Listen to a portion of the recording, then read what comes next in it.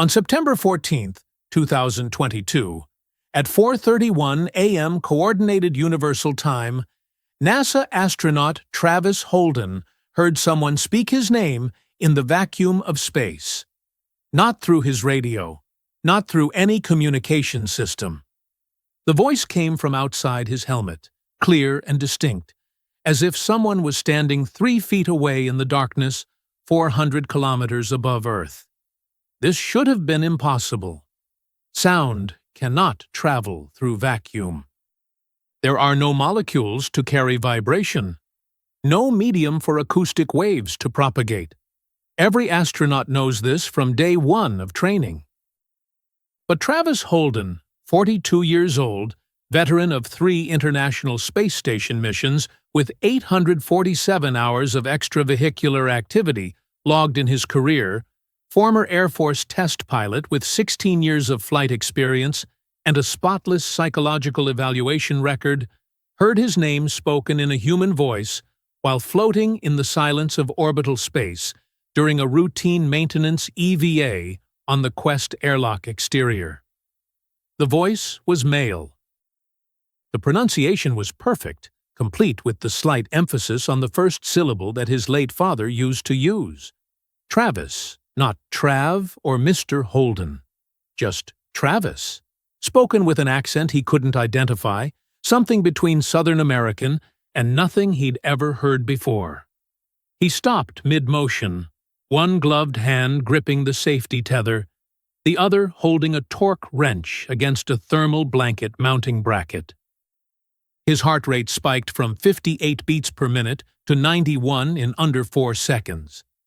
The biomedical telemetry would show that. Houston would see it, but they wouldn't know why.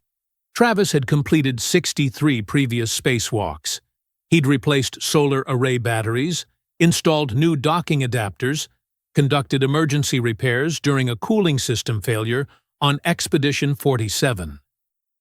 He'd trained for equipment malfunction, medical emergencies, micrometeorite strikes, depressurization scenarios.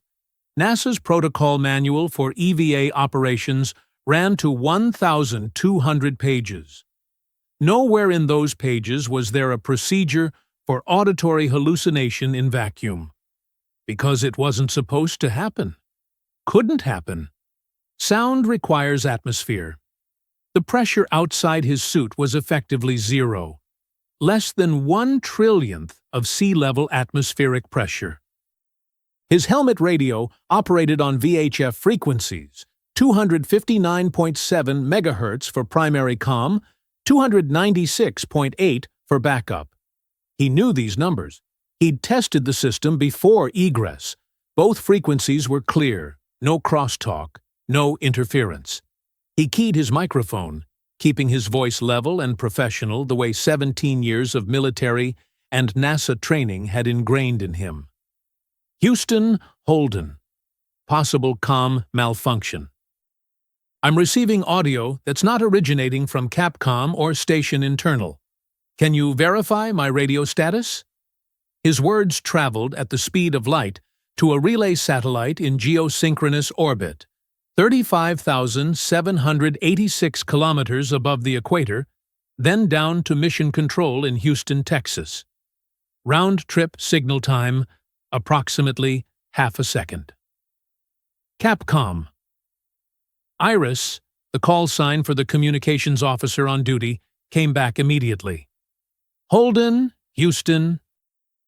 Your signal is 5x5, all telemetry nominal. No anomalies detected in your comm system. Can you describe the audio you're receiving? Travis paused. How do you describe something that violated fundamental physics? Single voice, male, spoke my first name. Duration approximately 2 seconds. Not recognizable as any crew member. There was a pause on the other end. Not the half-second delay of signal propagation. This was longer. 4.7 seconds, according to his helmet chronometer. Long enough for someone in mission control to confer with someone else.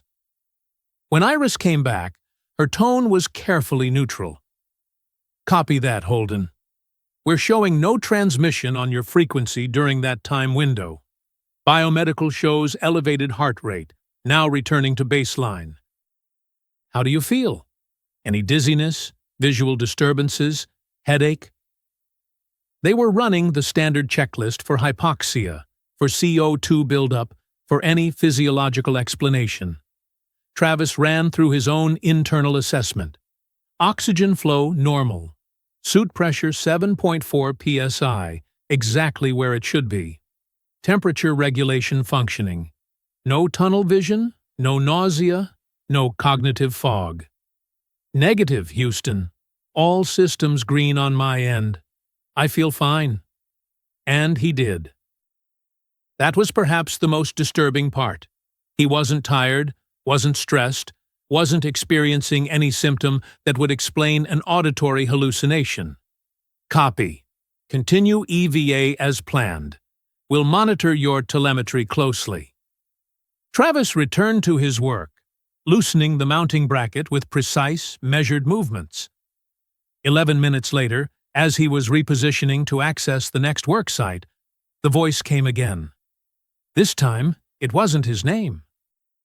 It was a sequence of sounds in a language he didn't recognize, but the rhythm was familiar. Mathematical. Methodical. Like someone counting down. 7 distinct syllables, each separated by exactly 1 second. The last syllable fell. And then there was only silence again. The kind of silence that exists 400 kilometers above a planet, where sound has no right to exist at all. Travis didn't report the second transmission. He completed his EVA, performed the standard decontamination and system checks in the airlock, and cycled back into the station's pressurized environment, where Yuki Tanaka, the 38-year-old Japanese Aerospace Exploration Agency astronaut and systems engineer assigned to the same expedition, was waiting with the post-EVA checklist and a concerned expression that she tried to hide behind professional efficiency. She'd seen his biomedical data spike twice during the spacewalk. She'd been listening to the Capcom loop. She knew something had happened out there, but astronauts don't ask direct questions about psychological anomalies unless absolutely necessary. Not when you're living in a pressurized tube 400 kilometers above the planet with 6 other people and nowhere to go if someone starts coming apart. So she ran through the equipment inventory, helped him stow his suit components, and said nothing about the elevated heart rate or the comm malfunction report until they were alone in the Harmony node 3 hours later, floating in the dim blue emergency lighting while the rest of the crew slept in their individual crew quarters. "You heard something, didn't you?" Yuki's voice was barely above a whisper, and there was something in her tone that made Travis look at her more carefully. Not skepticism, not concern for his mental state. Something else. Recognition, maybe. Or fear. He considered denying it, sticking to the official explanation of a possible radio glitch, but something in her eyes stopped him. "Twice," he said quietly. "Once my name. Once something I didn't understand. Like counting, maybe. I don't know." Yuki was silent for a long moment, her expression unreadable in the low light. Then she said, 2019, Expedition 59. I was doing battery replacement on the P6 truss during a night pass over the Pacific. I heard my mother's voice saying my childhood nickname, the one only my family knows, clear as if she was standing next to me in the vacuum. I never reported it. I thought I was losing my mind. The revelation hit Travis like a physical impact. Yuki Tanaka was one of the most methodical, rational people he'd ever worked with. She had a doctorate in aerospace engineering from Tokyo University, had published 23 peer-reviewed papers on orbital mechanics and life support systems, and had a psychological evaluation record that was spotless across 2 previous missions totaling 412 days in space. If she'd experienced the same phenomenon 3 years ago and never reported it, that meant either they were both experiencing the same hallucination, which made no statistical sense, or something was actually happening out there in the vacuum that defied every understanding of physics and acoustic science that human civilization had developed over the past 4 centuries. Did it happen again? Travis asked. 3 more times over the next 6 weeks, always during EVAs. Always when I was alone or separated from my partner by the station structure. Different voices, different languages. One time it was English, but with an accent I couldn't place. It said 62 days. I checked the mission calendar. 62 days later, we had the solar array malfunction that nearly forced an emergency evacuation. Travis felt his pulse accelerate again. He pulled up the mission schedule on his tablet, scrolling through upcoming events, major station upgrades, crew rotations, supply missions. And there, highlighted in the NASA planning calendar, was the window he'd been trying not to think about since hearing that counting sequence. 273 days from today's date was the scheduled launch window for Artemis 3, the first crewed lunar mission in over 50 years, the return of humans to the moon's surface after half a century of robotic exploration and orbital surveys. The mission that would land at Shackleton Crater on the lunar South Pole, in the permanently shadowed region that no human had ever explored, where orbital radar had detected what mission planners carefully called subsurface density anomalies that didn't match any known geological formation. He was about to show Yuki the calculation when movement in the peripheral vision caught his attention. Gregor Volkov, the 51-year-old Russian cosmonaut on his 4th mission to the ISS, had emerged from the Zvezda service module and was floating in the connecting passage, close enough that he'd clearly heard at least part of their conversation.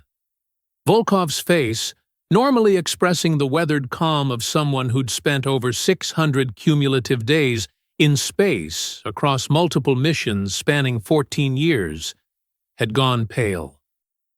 His hand gripped the handrail with enough force that his knuckles showed white even in the dim lighting.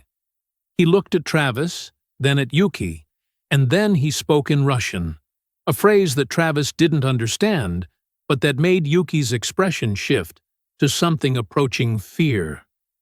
She translated quietly. He said, "The dark side of the moon knows your names."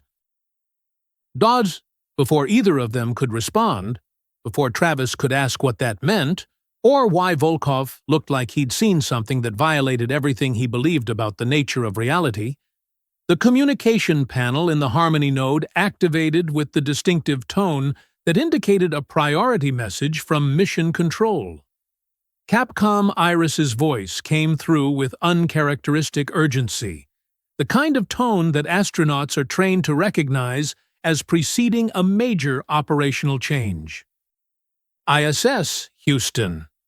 Be advised we are implementing immediate protocol revision for all extravehicular activities. All scheduled EVAs are suspended pending safety review.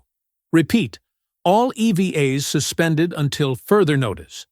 Holden, you are requested to report to the Columbus module for private medical consultation with Dr. Kendra Miles at 1400 hours UTC. This is not optional. Houston never suspended all EVAs without a specific technical reason. Never implemented blanket restrictions without identifying a concrete safety hazard. And they definitely never scheduled mandatory psychological consultations without significant cause. Travis looked at Yuki, then at Volkov, and saw the same realization in their faces.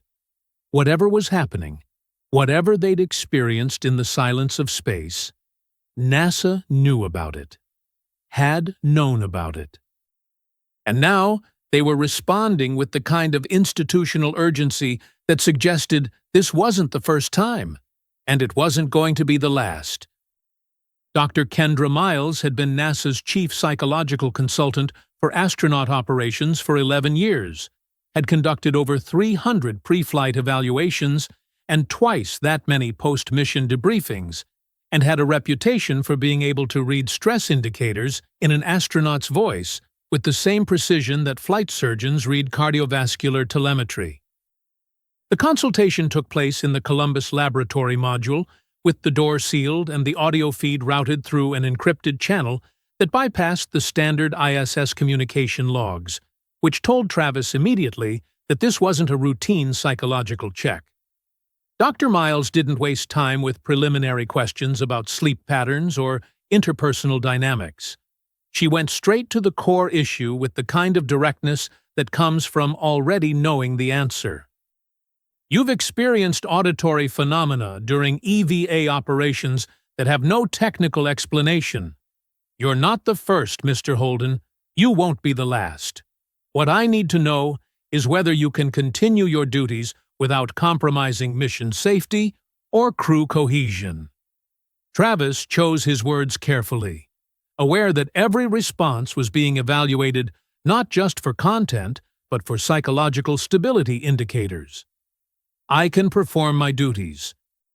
The phenomena didn't interfere with task completion or situational awareness. But I need to understand what's happening. Is this a known issue? Are there others? Dr. Miles was silent for a moment, and Travis could almost hear the calculation happening on the other end, the weighing of operational security against the psychological necessity of giving an astronaut enough information to process an anomalous experience without losing confidence in their own perception. There have been similar reports spanning multiple decades of spaceflight operations. The phenomena appear to be isolated to extravehicular activities beyond low Earth orbit communication windows, and occur with no consistent pattern that we've been able to identify. No physical mechanism has been determined. All affected personnel have maintained operational effectiveness. That's all I can tell you within current classification parameters. Teat, that phrase, classification parameters, told Travis everything he needed to know. This wasn't a medical issue, it was an operational security issue, which meant somewhere in NASA's vast archive of mission data, there were files that documented exactly what he'd experienced. Files that were restricted above his clearance level despite being a senior astronaut with 3 successful missions and over 800 hours of EVA time. After the consultation ended and Dr. Miles signed off with a reminder that all discussion of the phenomena was covered under his existing non-disclosure agreements, Travis made his way to the Destiny Laboratory module where the crew had limited access to personal internet communication for family contact. The connection was technically not monitored in real time, routed through a commercial satellite relay to preserve crew privacy, and while NASA could review logs after the fact, they rarely did unless there was a specific security concern. Travis used that narrow window of unsupervised communication to send an encrypted message to a contact he'd maintained from his Air Force days, someone who'd transitioned out of military flight operations and into civilian aerospace research. Dr. Elias Chen, 73 years old, retired NASA audio systems engineer who'd worked on communication protocols for the Apollo program, Skylab, and the early space shuttle missions before leaving the agency in 2018 after 41 years of service.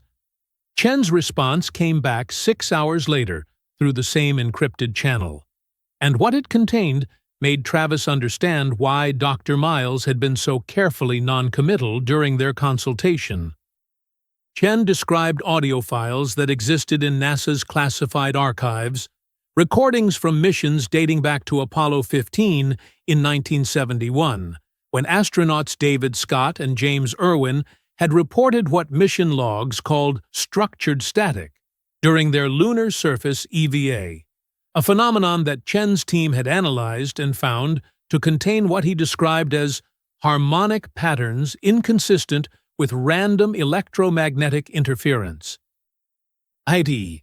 The data had been classified under compartmented access protocols, the same security level used for nuclear weapons development and signals intelligence operations, and Chen had been required to sign documentation that prohibited him from discussing the analysis even with other NASA personnel who lacked specific clearance. But now, 53 years later, and 15 years into retirement, Chen was willing to share what he'd observed across 4 decades of monitoring astronaut communications.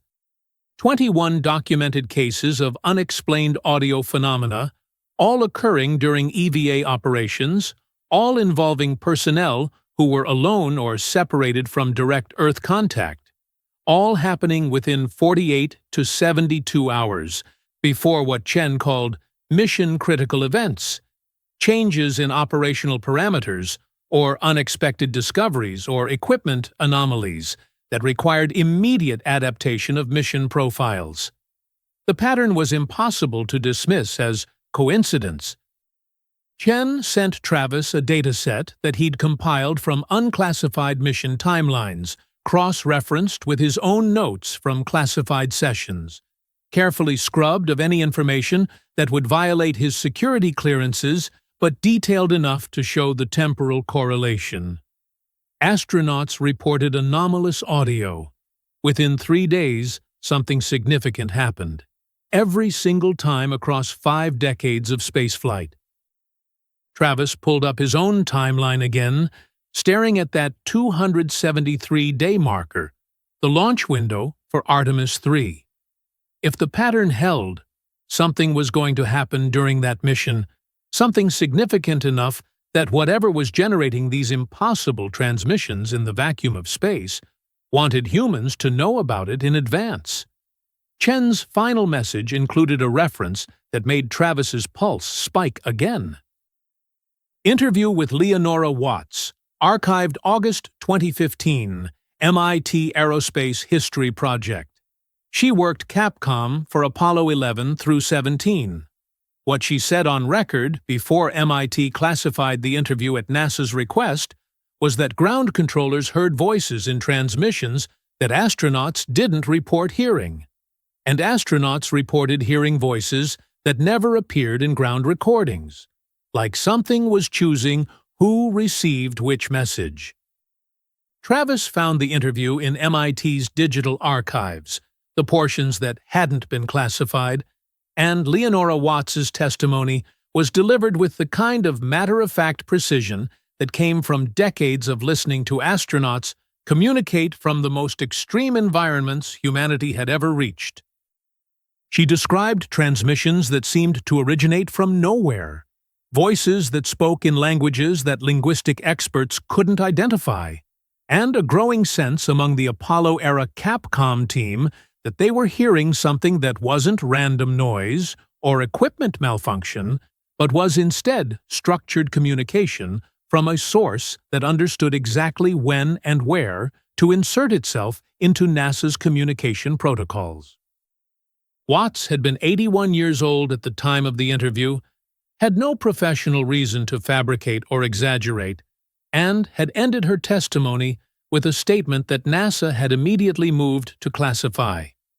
We weren't just exploring space. Something in space was exploring us, studying how we react when we realize we're not alone in the way we always thought we were. Travis was still processing this information, still trying to reconcile 5 decades of documented phenomena with everything he thought he understood about physics and the nature of spaceflight, when Gregor Volkov appeared in the Destiny module entrance with an expression that Travis had never seen on the veteran cosmonaut's face before.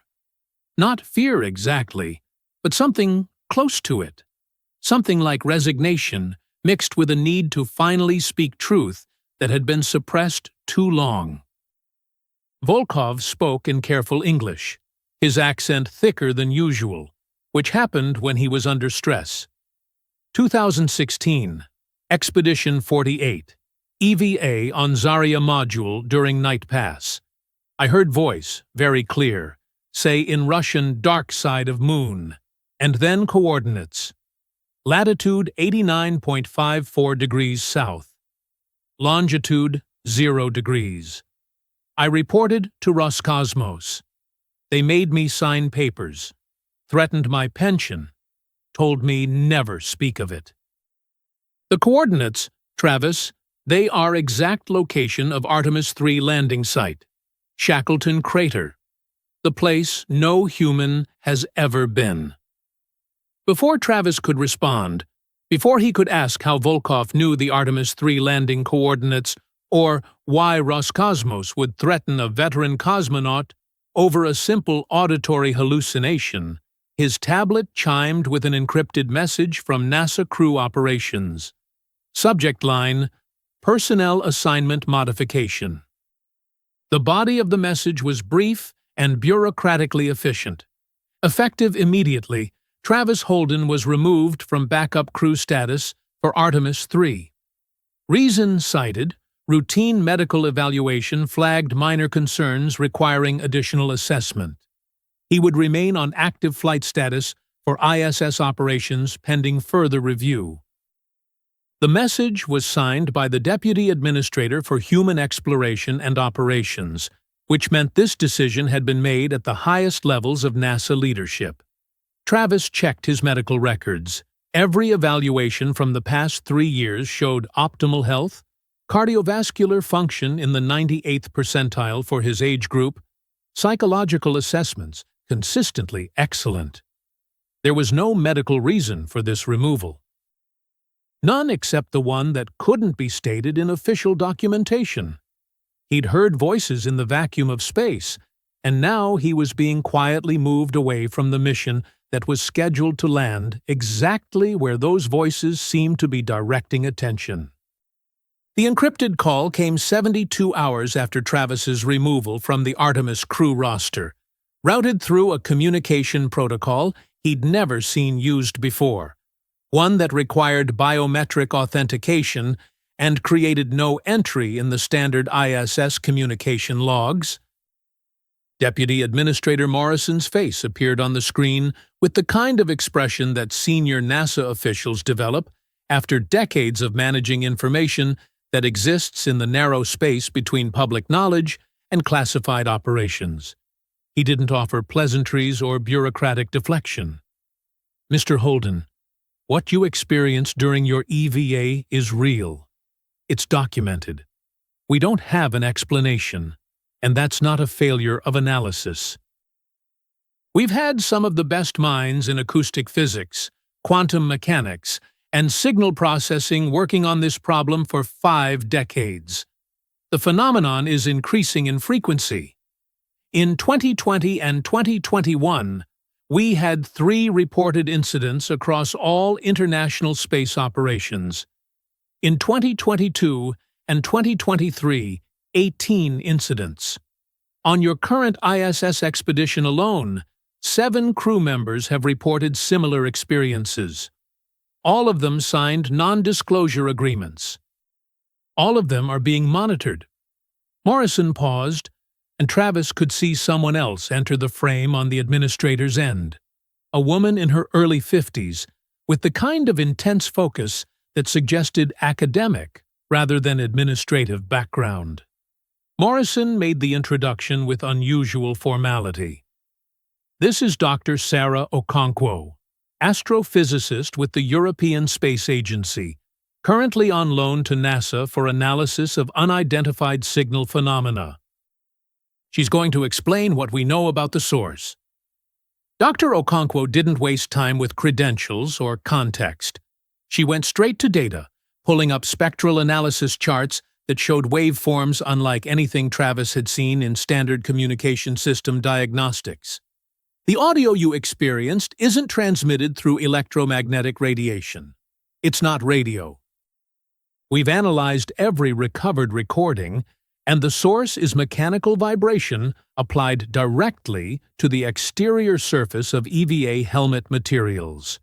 But the vibration pattern doesn't follow classical wave propagation. The spectral signature shows quantum coherence across the entire helmet surface simultaneously. as if the vibration is being written into the molecular structure rather than traveling through it. This requires technology we don't possess, operating on principles that violate our current understanding of information transfer across vacuum. Travis tried to process the implication.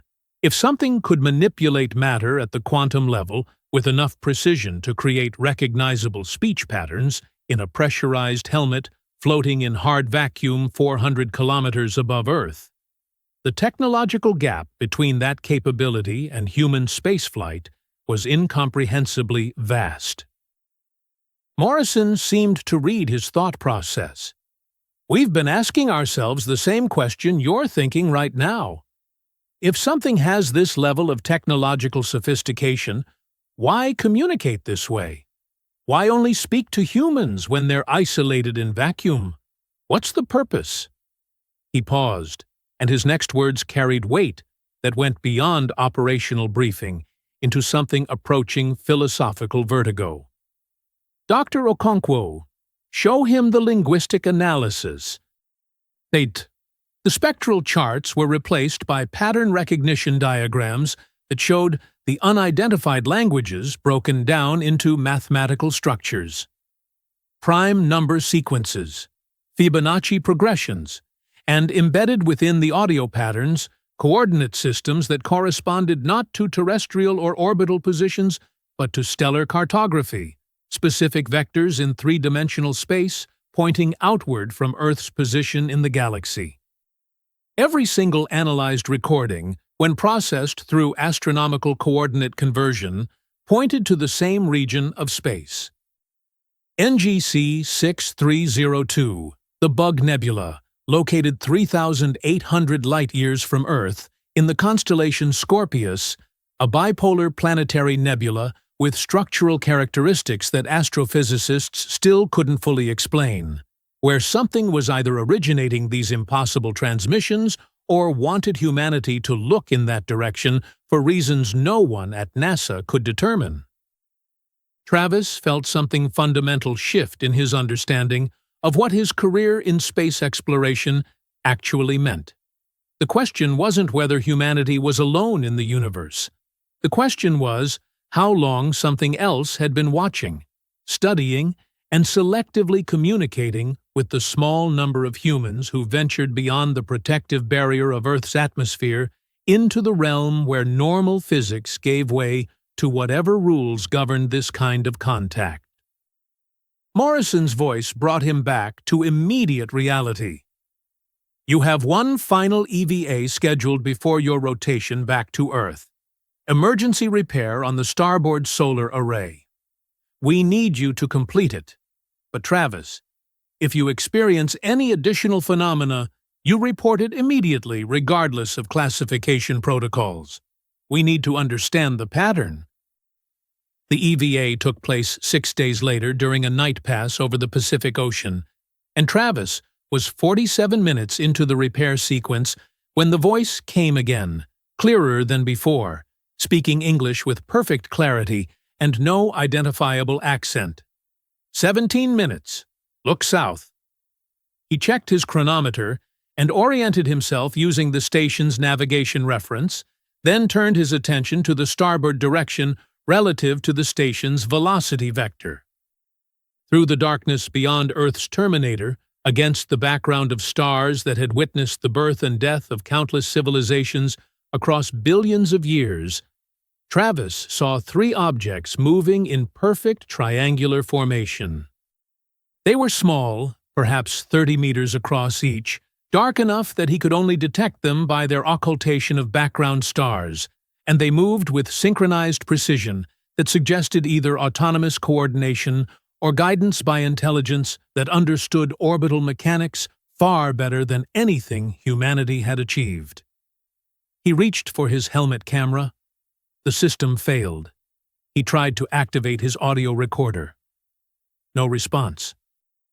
For 17 minutes exactly, while those objects maintained formation and matched the station's orbital velocity of 17,150 miles per hour without any visible propulsion system or heat signature, Travis Holden floated in darkness and watched something that officially didn't exist demonstrate capabilities that officially weren't possible.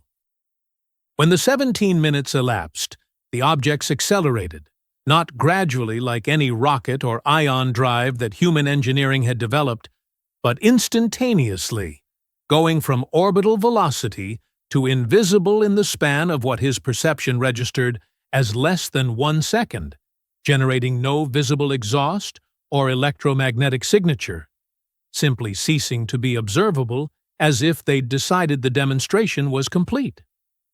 Capcom Iris's voice came through his radio, professional and controlled.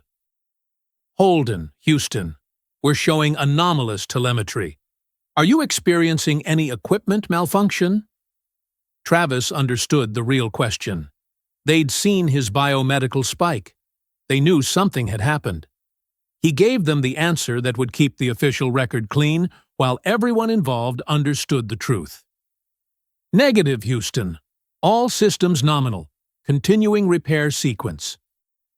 48 hours after Travis returned to the station's pressurized environment, NASA announced that the Artemis 3 mission would be delayed indefinitely due to what the official statement called additional technical reviews of landing site geological stability. No specific concerns were identified. No timeline for resolution was provided. The landing site coordinates remained classified, but anyone with access to mission planning documents knew they'd chosen Shackleton Crater for reasons that went beyond scientific interest in permanently shadowed ice deposits. They'd chosen it because something had been directing attention there for years, across multiple space agencies, through impossible communications that suggested whoever or whatever was out there wanted humans to come to that specific location and see something that couldn't be revealed any other way. And now, after 50 years of planning humanity's return to the moon, NASA had decided that maybe, possibly, we weren't ready for what we might find there. Travis Holden returned to Earth on October 23, 2022, landing in Kazakhstan after 163 days in orbit. And by November 15th, he had formally retired from NASA's astronaut corps at the age of 42, citing personal reasons in the brief statement that accompanied his departure from a career that had defined most of his adult life. The official narrative described a veteran astronaut choosing to spend more time with family, pursuing private sector opportunities, transitioning to the next chapter after distinguished service. The truth, bound by non-disclosure agreements that carried federal criminal penalties for violation, was that Travis Holden had seen something in the vacuum of space that NASA couldn't explain and wouldn't acknowledge, and continuing in a program that required him to pretend that experience never happened felt like a betrayal of everything that exploration was supposed to mean. He wasn't alone in that trajectory. Independent research by aerospace journalists, working from publicly available NASA personnel records and International Space Agency announcements, identified 34 astronauts and cosmonauts from 7 different countries who had retired from active spaceflight status between 2015 and 2024 at an average age of 43 years old, all following missions that involved extended duration stays aboard the International Space Station or other orbital platforms, all declining to give detailed interviews about their final missions, despite the usual pattern of astronauts eagerly sharing their experiences with public audiences and educational institutions. The pattern was statistically anomalous enough that it should have generated questions in aerospace media, but somehow those questions never gained traction, as if the institutional pressure to maintain the narrative of routine spaceflight operations was strong enough to suppress curiosity about why so many experienced personnel were walking away from careers they'd spent decades building. The Artemis 3 mission, originally scheduled for 2025 with a landing at Shackleton Crater's permanently shadowed region, was officially rescheduled for 2026 with a revised landing site selected for what NASA's statement described as enhanced scientific return potential. The new coordinates were never publicly specified, but they weren't Shackleton. Whatever had drawn attention to that specific location, whatever had been communicating through impossible means with astronauts for 5 decades and pointing them toward those exact lunar coordinates, NASA had decided that humanity's return to the Moon would avoid that particular destination. At least for now, at least until someone in the vast bureaucracy of space exploration could answer the question that no one wanted to ask in official channels. What happens when we go where the voices want us to go? In March 2024, the Mars Perseverance rover detected what mission scientists carefully termed an acoustic anomaly in recordings from its microphone array. Sounds that shouldn't exist in the thin Martian atmosphere with its pressure of less than 1% of Earth's sea level conditions. Patterns that suggested structure rather than random noise. NASA issued no official comment beyond acknowledging the detection and stating that analysis was ongoing.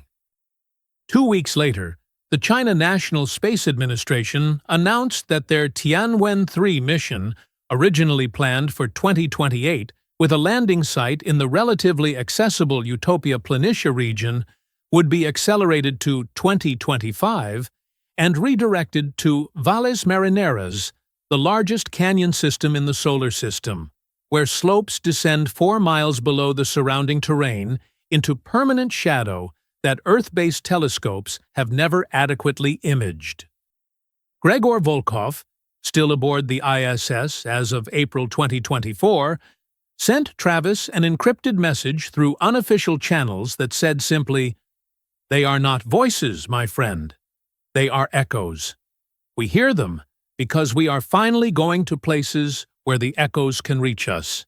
Think about what that means.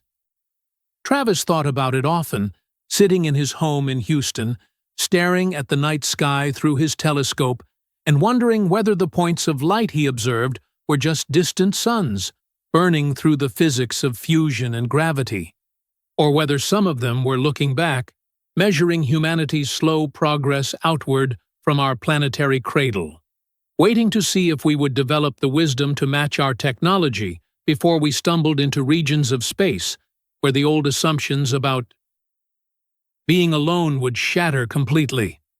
The question that kept him awake wasn't whether something was out there.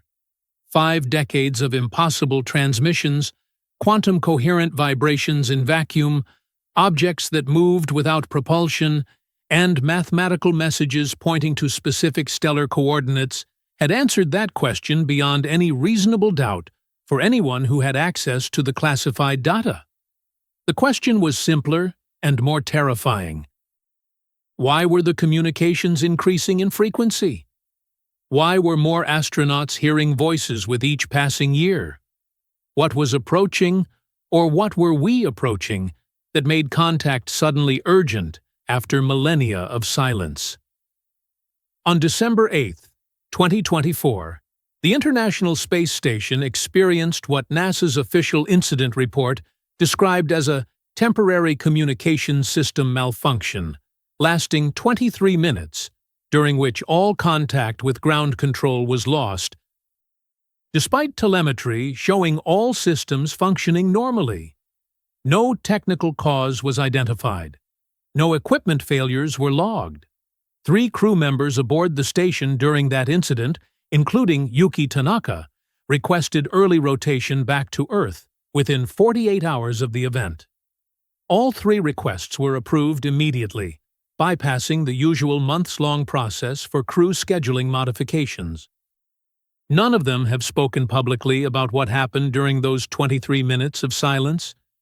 Travis Holden still looks at the night sky, but now he knows that when he looks up at the vast darkness between stars, at the incomprehensible distances that separate our small world from the billions of other worlds that probability insists must exist in a universe this enormous, something might be looking back. Not might be. Is looking back. has always been looking back. Waiting not for us to reach them, but for us to be ready to understand what it means that we were never as alone as we needed to believe we were. And the most unsettling part, the thought that pulls him from sleep in the early hours when the house is quiet and the sky is clear, is that maybe they're not waiting anymore? Maybe the increasing frequency of contact, the voices in the vacuum, the objects moving in orbital space, the coordinates pointing to unexplored regions of the Moon and Mars, maybe all of it means that whatever has been watching humanity's stumbling progress into space has decided that ready or not, willing or not, it's time for us to know.